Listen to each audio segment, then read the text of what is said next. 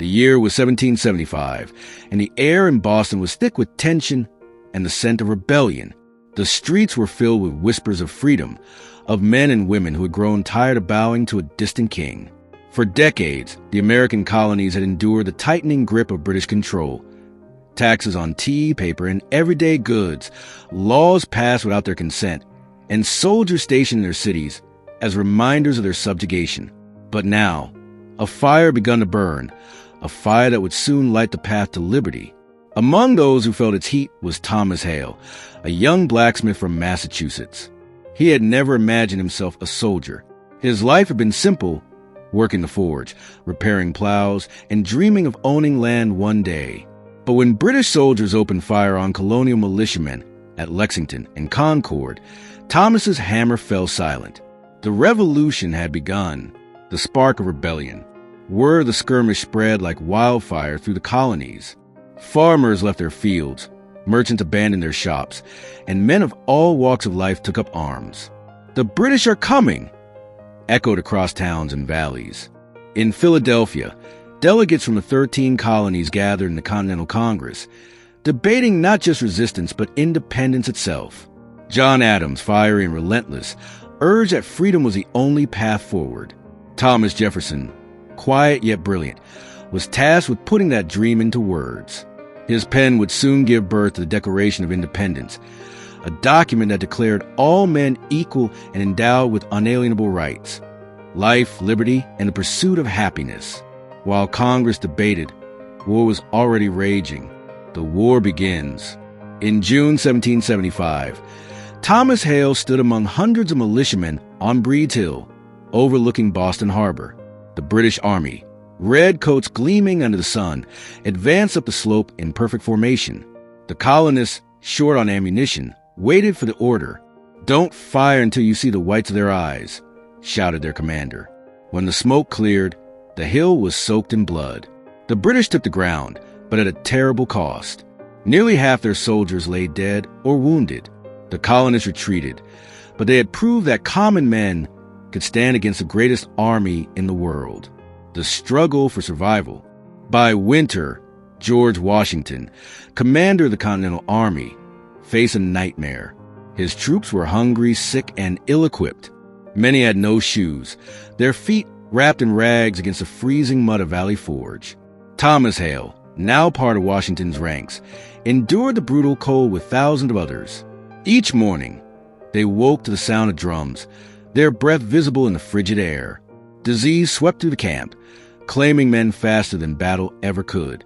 But amid the suffering, something extraordinary happened. A Prussian officer named Baron von Steuben arrived, sent by foreign allies who saw hope in the American cause. With discipline and training, he transformed the ragged army into a formidable fighting force. "You are soldiers now," von Steuben told them, "not rebels." When spring returned, Washington's men emerged stronger, united by hardship and purpose.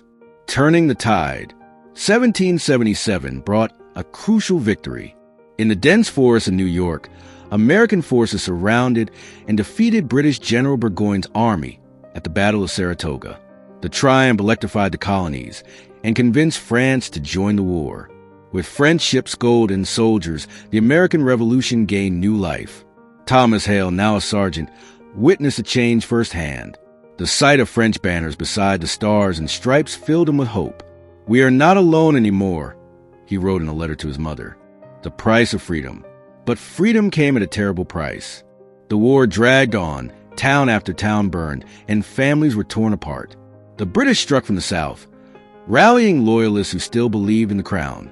Battles raged at Carolinas, where the fighting grew fierce and personal. At Cowpens in Kings Mountain, the tide again turned. Farmers, hunters, and frontiersmen fought with ruthless determination.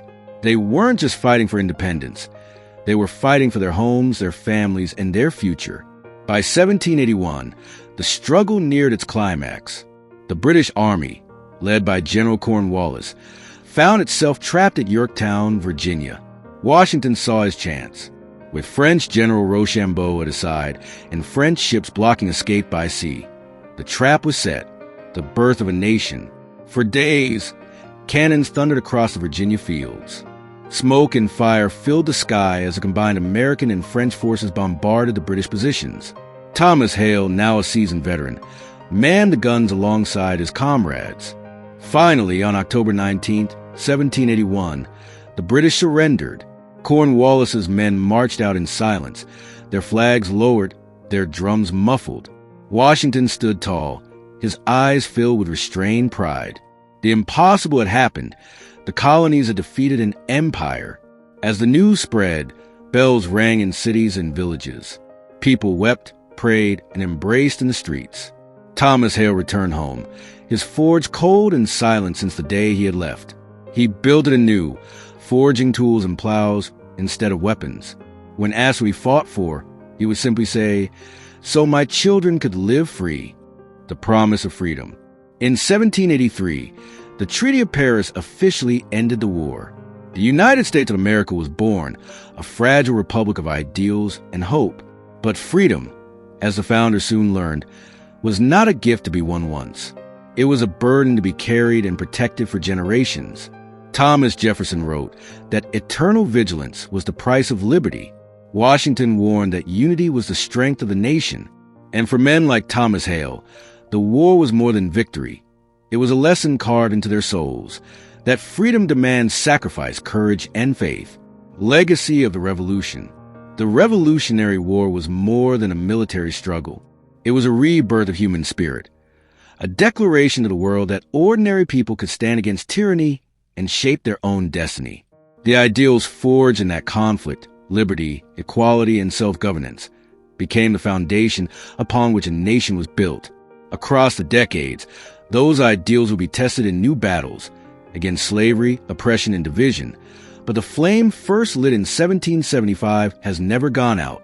From the muddy fields of Lexington to the victory at Yorktown, the story of America's birth is not merely one of war. It is a story of belief. Belief that a small band of colonies could rise against the greatest empire on earth. Belief that freedom, once kindled, could never again be extinguished. And so, inside the Revolutionary War, amid the smoke and blood, freedom was not just fought for, it was born.